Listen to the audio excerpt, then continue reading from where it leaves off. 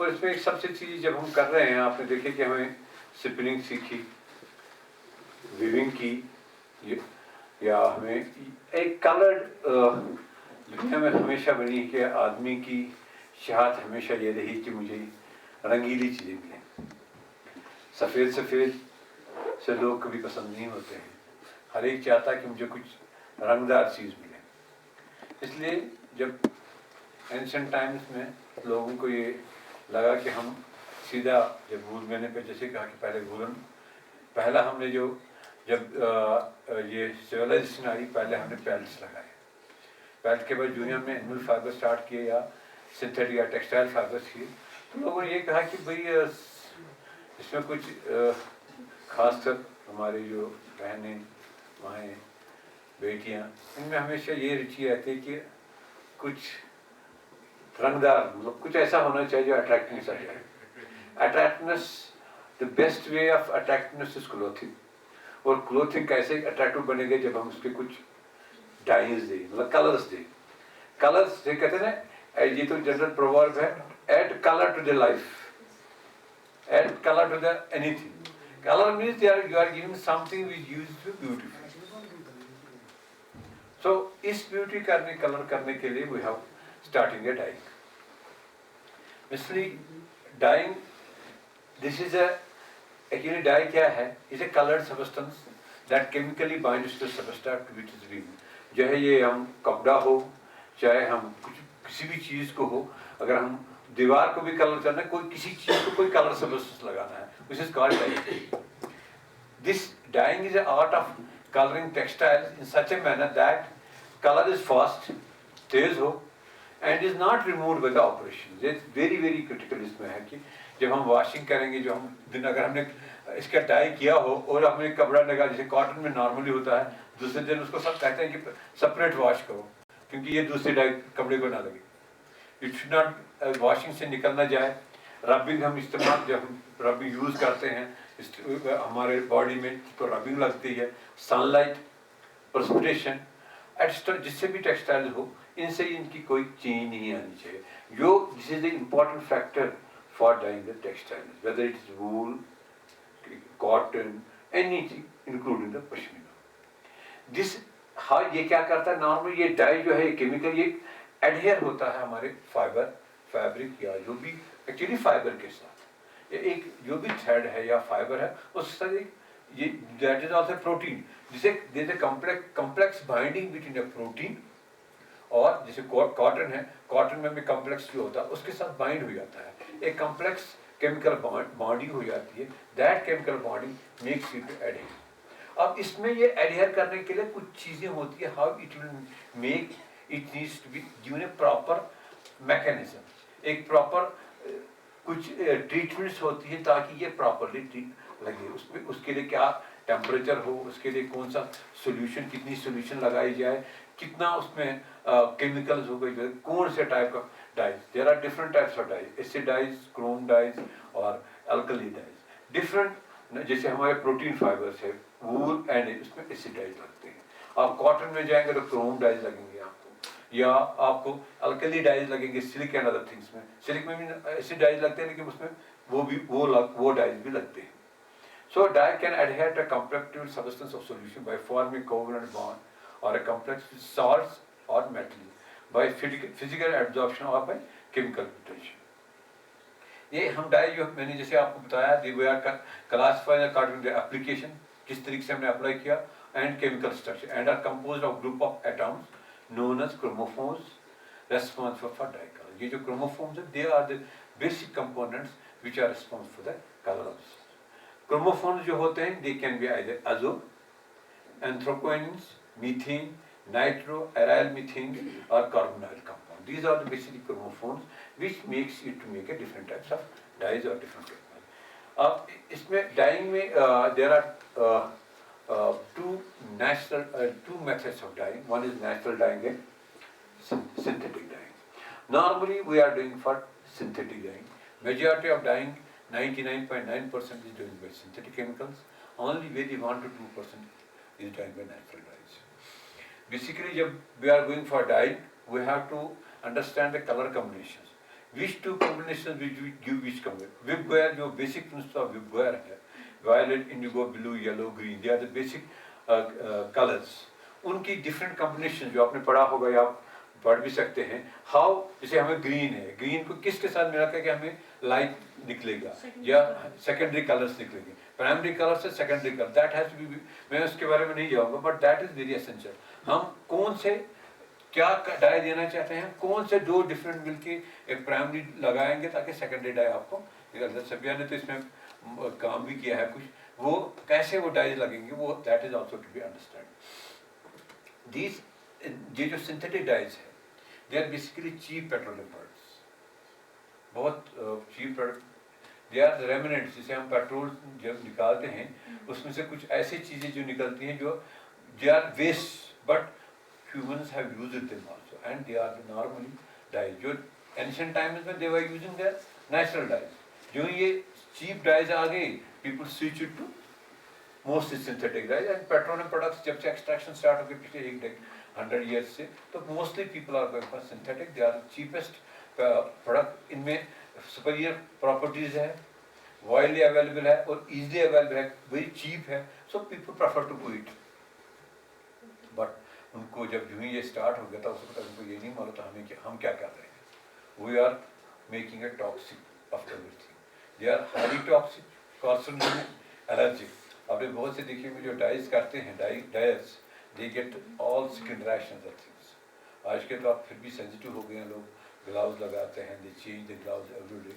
They were not previously, जो पहले dyers थे उनको ये मालूम नहीं थे बेचारे. They were all illiterate people, they use it, they सीख लिया और लगाते थे.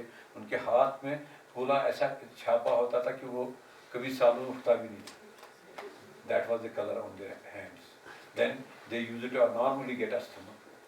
Majority of them, because azo is very highly carcinogenic और pulmonary infections. अगर आप azo dye अपने सामने रखेंगे boil करते हुए, you will get a cough. Another disadvantage with this is it's a highly polluted. ये dyes, these synthetic dyes, they are highly polluted. अगर हम इसको treat नहीं करेंगे, सीधे पानी में डालेंगे. आपने देखा होगा कि राजस्थान में there was once a big disaster on account of these dyes, especially Kanpur में जहाँ dyes factories है. राजस्थान की जो संगनियर एरिया है जहाँ पर ये dyes normally होते बड़ी large scale. और कानपुर में तो इवन लेदर डाइंग जहाँ होती थी, they have almost closed all those factories because of the pollution to the Ganga में जो पोल्यूशन हो गया, जो अदर रिवर्स में पोल्यूशन हो गया. एंड दे आर, ये तो इंडिया की बात है, वर्ल्ड ओवर में तो बहुत ज़्यादा पोल्यूशन एंड सब्सिडी कंट्रोल्स लिए जाते हैं. और इसका ये जो डाइस है, जो मसला है कि जो हम ये अगर विदाउट ट्रीटमेंट हम डायरेक्ट पानी में डालेंगे, कितना भी रखो ये ख़त्म नहीं होता. It remains there, it remains stagnant there. पूरे पानी को ही या वाटर बॉडीज को तबाह कर देता है. गंगा में जो मेजर पार्ट ऑफ पोल्यूशन है, it is because of the dyeing plants and textile and other industries. अब कानपुर वॉज वन से बिग हब फॉर टेक्सटाइल. अब तो अब बहुत कम हो गया है because of this dyes. They have stopped there. Dyeing is the major factor. बाकी प्रोसेसिंग में कोई इतना नहीं निकलता. Dyeing is a major culprit.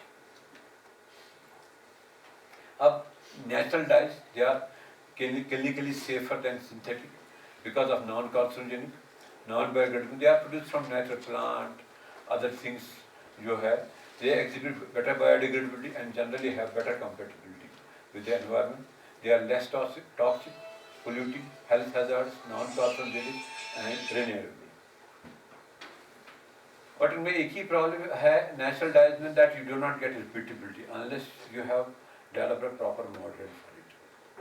आपने आज एक एक्सट्रैक्ट निकाल दिया, उससे डाई किया, एक कलर आ गया, रिपीटेबिलिटी के लिए अनलेस यू स्टैंडर्डाइज द मॉडर्न प्रॉपरली, इसकी repeatability normally same shade exactly नहीं आती है. That the biggest disadvantage with the natural dyes. Demand is only 1% we are meeting. However demand is high. Natural dyes are excellent, long endures, retain beauties. We have done also some work on this and that also I will be giving you. Natural offers a rich and varied source of providing source of income. इसमें एक और चीज़ है, that natural dyes की जो है, those who collect the dyes or those who prepare the, जैसे microbes. If somebody now आज का biotechnology method से we give a we develop microbes, grow the microbes, extract the dye from them. That is also used, especially वो food में normally जो natural food colors है, they are using the micro dyes from micro. That can be another industry. जो बनाएंगे, that is another industry, and the one who utilize that another industry. नाम जैसे मैंने आपका that can be plant, animal, mineral and microbial origin. Dyeing is one method. This is also value addition method. हम क्यों dying करते हैं? जैसे मैंने आपसे पहले कहा, it gives attractiveness, it gives aesthetic feel. Red colour है तो बड़ा चमकता लगता है, कोई लेडी रेड कलर पहन के चले रही तो लग रहा है कि ये एलिगेंट लेडी चल रही है, या कोई ब्लू कलर पहनता है. It depends people's show. कोई ही प्रेफर्स दिस कलर हो, अदर वेरिएशन लग रही है, लेकिन prefer there is variation but it gives attractiveness. Consumer and market demands इसमें बहुत ज़्यादा है. जितनी भी डाई, विदाउट डाई नॉर्मली उसे कहते हैं ना फीका हो जाता है. आज का आपने देखा कि they are even adding the dyes to the food also. आप बिरयानी खाते हैं तो जर्दा डालते हैं, जर्दा से dye, nothing more than die.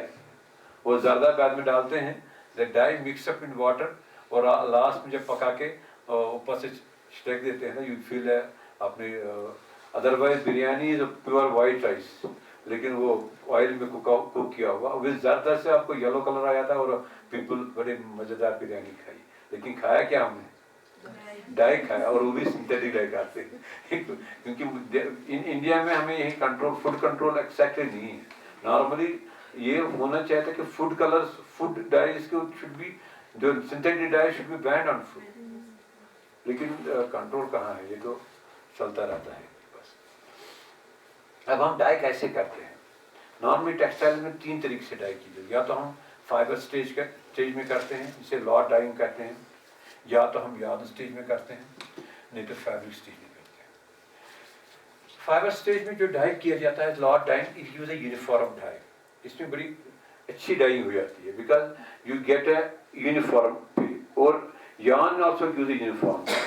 Fabric में क्या होता है? If you have at some time some amount of material which has impurities कोई भी हो, it will not take proper dye. जैसे किसी ने इसमें synthetic material add किया हो, तो you will get a improper dyeing.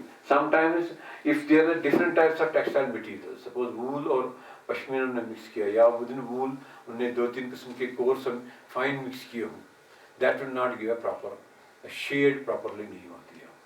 और wool में हम उसके जो पश्मीना में हम या तो yarn dyeing करते हैं, नहीं तो फैब्रिक डाइंग करते हैं. बिकॉज हम जो हमारी हमेशा कोशिश रही है कि पश्मीना में uniform without any guard hairs, without any mixture जो लगाया जाए.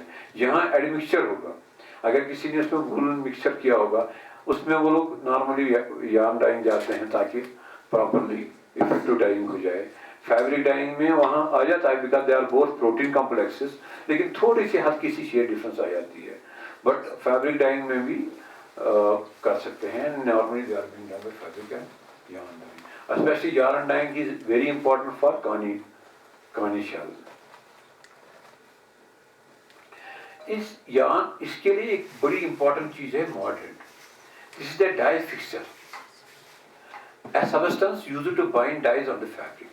मॉडरेंट की बहुत इंपॉर्टेंट रोल है. हाउ इट एक्चुअली एक मटेरियल को तैयार करना है, ये डाई पकड़नी, वो कैसे हो, कोई चीज को अट्रैक्ट करना है, उसके लिए मॉडरेटिंग हम करते हैं. ये फाइबर है, यार्न है, फैब्रिक है, इसको एक ट्रीटमेंट किया जाता है जिससे ये आपको डाई पकड़ ले. Otherwise if you do not use mordant, ये पकड़ेगा नहीं डाई, और डाइंग हो ही नहीं जाएगी. It does this by forming coordinated compound. ये एक किस्म का बीच का वो कहते हैं ना, जो एक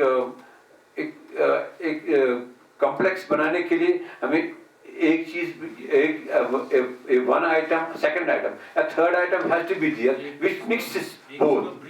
Is a bridge. ये in fiber animal material, fabric material, whether it is fabric, it's for yarn or उसको एक साइड से पकड़ लेता है, दूसरी साइड से डाई को पकड़ ला. So it makes a complex. That is a big moderate.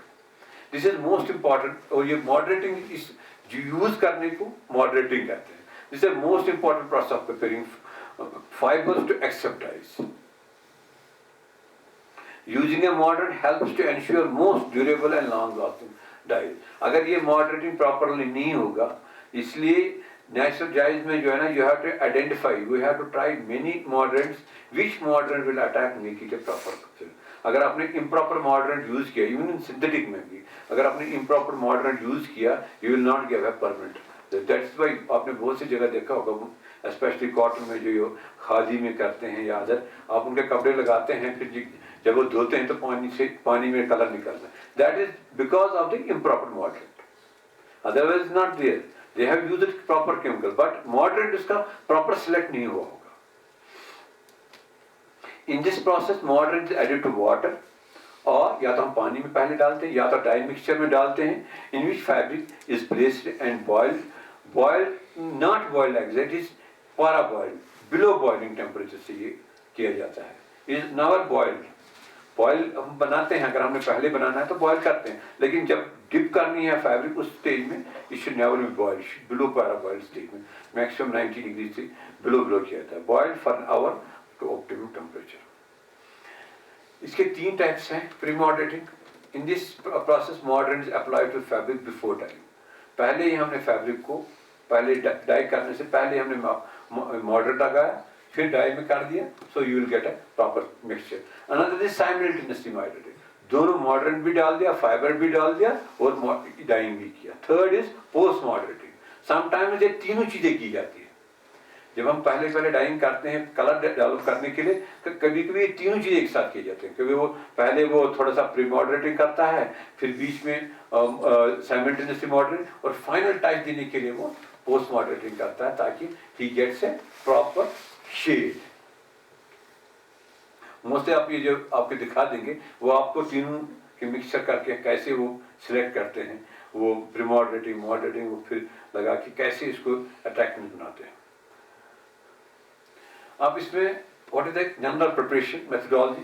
अगर हमें प्लांट मटेरियल करना है तो we have to prepare the plant material. अगर हमें सिंथेटिक है, we have to simply get a synthetic material and use a dye. उसमें लिखा होता है लेबल पर इसकी किस कंसंट्रेशन में कौन सा कलर देगा. जो नॉर्मल सिंथेटिक डाइज आते हैं उनमें label is very clear there. इस ये डाई है, इसकी क्या कलर निकलेगा और किस टेम्परेचर में इसको आप डिजॉल्व कर देंगे. और अगर हमें प्लांट मटेरियल है, मतलब it is from the natural dyes, then you have to extract the dye from select. पहले हमें उसको एक्सट्रैक्ट निकालना है, दैट्स वन प्रोसीजर. बट अगर सिंथेटिक है, उसमें डाई आपने लाया, उसको बनाया, उसमें प्रॉपर प्रोसीजर लिखा है, इतनी डिग्री में इस वाटर टेम्परेचर में इसको डाल दीजिए, it will give you concentration. Then before putting it we have to scour the fabric. हमें क्यों स्कावर फैब्रिक को करना? Scouring is the washing of the fabric. Scouring is simply washing the fabric.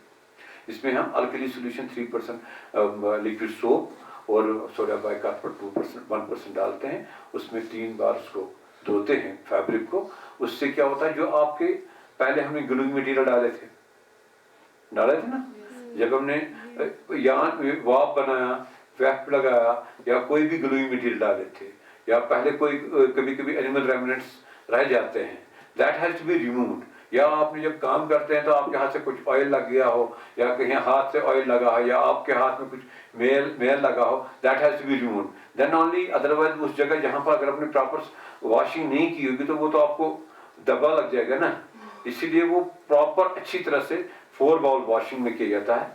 यही 3% sodium bicarbonate और 1% liquid, 3% liquid soap and 1% sodium bicarbonate डाल के eight 60 degree temperature में 3 bowl से डालते हैं. फिर लास्ट में only clean water 60 degree temperature निकाल के उनको साफ किया जाता है.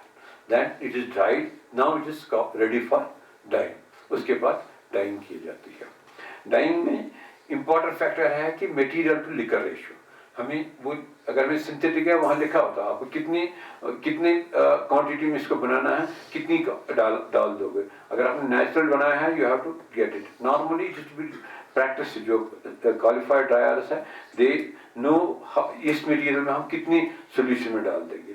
Normally it should be submerged. Simple फंडा है कि लिकर इतना होना चाहिए कि आपका अगर शाल 200 ग्राम है, उसका 3 टाइम्स या 4 टाइम्स लिक्विड डाल के, ताकि ये उसको सबमर्ज हो जाए. Then temperature, this is also very important. Never at 100, less than 100, but that is to be standardized based on the type of dye, based on the color you want. जैसे आपको red में भी 4-5 colours है, कौन सा type of colour red आप ले लेंगे, अकॉर्डिंगली वो they will fix up the temperature, pH, whether it is acidic, basic or neutral pH. हम मोस्टली एसिडिक pH में प्रोटीन्स को फाइबर्स को करते हैं. If you are going for cotton then you have to go to acidic, and sometimes अगर mixtures है we go for neutral pH also. And type of modern, कौन सा modern लगेगा वो that is be selected and time किसी का आप लगाओगे. अब फिर जब हम ये सब करते हैं तो हमें एक डाई रेसिपी बनानी है. ये हमें पश्मीना में करना है एक डाई रेसिपी. उसमें हम आपको पहले हमने जब स्टैंडर्डाइज कर दिया उसके बाद हम बताएंगे हमें मटेरियल टू लिक्विड रेशियो कितना रहेगा. That you note it and then accordingly you need not to make it trials नहीं करना है. टाइम भी आपको मालूम हो जाएगा कितने टाइम में आपने पहले स्टैंडर्डाइज कर दिया, कितने टाइम में आप इसको डिप करोगे, सो दैट विच कलर, ये शेड के डिपेंड है कि कलर टाइम एप्लीकेशन. आप ज़्यादा स्ट्रॉन्ग चाहते हैं, लाइट चाहते हैं, that depends upon the time. Temperature किस टेम्परेचर और पीएच कौन सा लगाओगे. That when you standardise all these things then you can continuously make a note of it and put it accordingly and all things will go. अब ये हमने जब किया, we should know whether how what are the quality parameters to assess the dyes. You have done the dyeing, internationally you are sending it to somewhere, you have to give them the certification that these parameters are to be taken into consideration. These are the 4 techniques methods.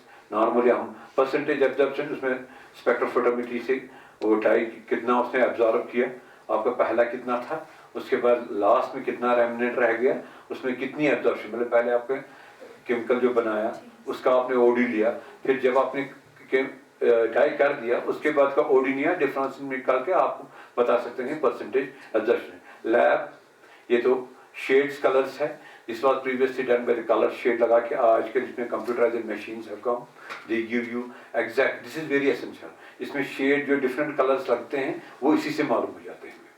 Then KS values और fastness property, whether it is light है, washing fastness. जब इसके बाद हम जब dye करते हैं we put it in colour fastness machine, वहाँ पर सारे पैरामीटर्स निकाल के आपको बता देगा कि whether it has meeting to the international standards of textiles और not. Then this is a colour fastness grading index. इसमें whether it no change, excellent जो आपने डाई किया it has properly come up और not, whether it has come 3-4 different much change. अगर आपको 1 आ गया तो दैट मीन्स जो आपने चाहा था ये खत्म ही हुआ है. It is not after we have done colour fastness test all, if after the colour fastness test if the match rings to 1 that means आपका जो डाई है it is not a sustainable dye, it is not suitable for making for continuous. You have to change. Normally between 4 to 5 is said to be the excellent. जब हम उसके काम करेंगे तो 4 to 5 के बीच में आ जाएगा, it is said to be most excellent. This is one of the natural dyes जो हमने लाए थे. फिर उनके केमिकल कॉन्स्टिट्यूएंट्स क्या किए थे, कितना निकलता है, थोड़ा सा हमने काम किया था, उसके बारे में आपको बता सकते हैं.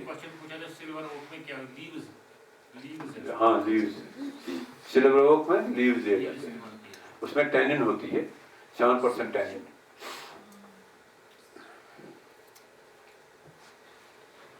This is the dye we have got. देखिए हमने जैसे ओनियन लिया, अगर ये डाई है, अगर हमने एल्युमिनियम फॉस्फेट इसमें लगाया तो ये कलर आएगा.